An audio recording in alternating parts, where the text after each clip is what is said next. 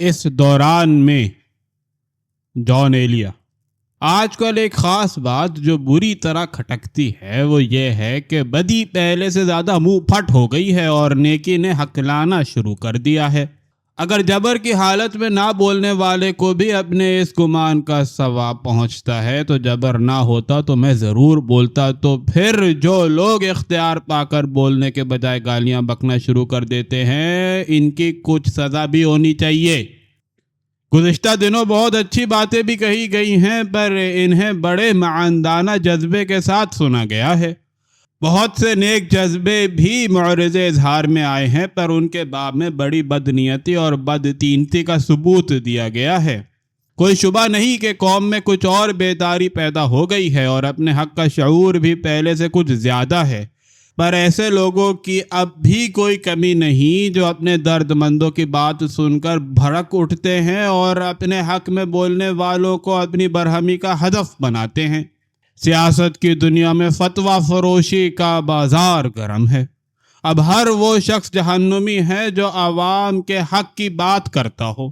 جماعتیں اور جمعیتیں قوم کو جمع کرنے کے بجائے اس میں تفرقہ ڈال رہی ہیں، دلوں میں نفرتیں بٹھائی جا رہی ہیں اور محبت کو درمیان سے اٹھا دیا گیا ہے۔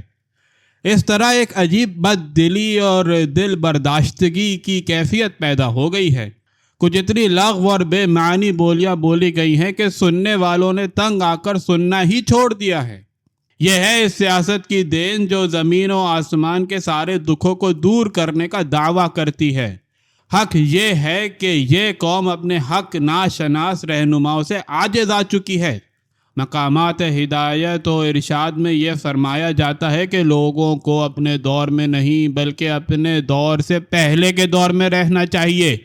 کہا جاتا ہے کہ جو اپنے زمانے کی فضا میں سانس لینا چاہتے ہیں وہ نابکار اور گناہگار ہیں۔ حال کو ماضی کی صلیب پر چڑھانے کا یہ شوق بڑے گہرے معنی رکھتا ہے۔ ہر نسل اپنے زمانے میں پیدا ہوتی ہے اور اپنے ہی زمانے میں سانس لے سکتی ہے۔ ہر دور کا اپنا ایک رمز ہوتا ہے۔ جس دور میں ہم زندگی گزار رہے ہیں اس کا اپنا ایک رمز ہے۔ جو اس رمز سے انکاری ہیں وہ خود بھی ہلاکت میں پڑیں گے اور اپنے ساتھ دوسروں کو بھی ہلاکت میں ڈالیں گے۔ تاریخ کے نظام میں قضاء و قدر کو جھٹلانا امتوں اور ملتوں کو کبھی راس نہیں آیا۔ یہ وہ مسخرگی ہے جو تاریخ کی کبریائی نے کبھی برداشت نہیں کی۔ اختلاف کرنے والوں کو اس امر پر تو اتفاق کرنا ہی پڑے گا کہ ہم اپنے آباء و اجداد کے زمانے میں نہیں اپنے زمانے میں پیدا ہوئے ہیں، اور اگر ہم اپنے زمانے میں پیدا ہوئے ہیں تو پھر مجدہ ہو کہ ہم پیدا ہی نہیں ہوئے۔ پچھلی نسلیں اپنا اپنا بوجھ اٹھا کر اپنے دن گزار گئیں، ہمیں اپنا بوجھ اٹھانا ہے اور ان کے تجربوں سے سبق حاصل کرنا ہے۔ مشکل یہ ہے کہ اس نسل کے بعد آسمان نجادرہ نما اس کی موجودگی ہی کے قائل نہیں ہیں۔ وہ محل خطاب میں اس ہجوم کی طرف سے منہ موڑے کھڑے ہیں جو ان کے سامنے موجود اور اس کارواں کی گرد سے مخاطب ہے جو کبھی کا گزر چکا ہے۔ پورا سچ تو خیر بولا ہی کہاں گیا ہے۔ یہ لوگ تو آدھے سچ کی بھی تاب نہیں رکھتے۔ یہی نہیں بلکہ انہیں وہ بات بھی سخت گراں گزرتی ہے جو سچ سے کچھ مشابہت رکھتی ہو۔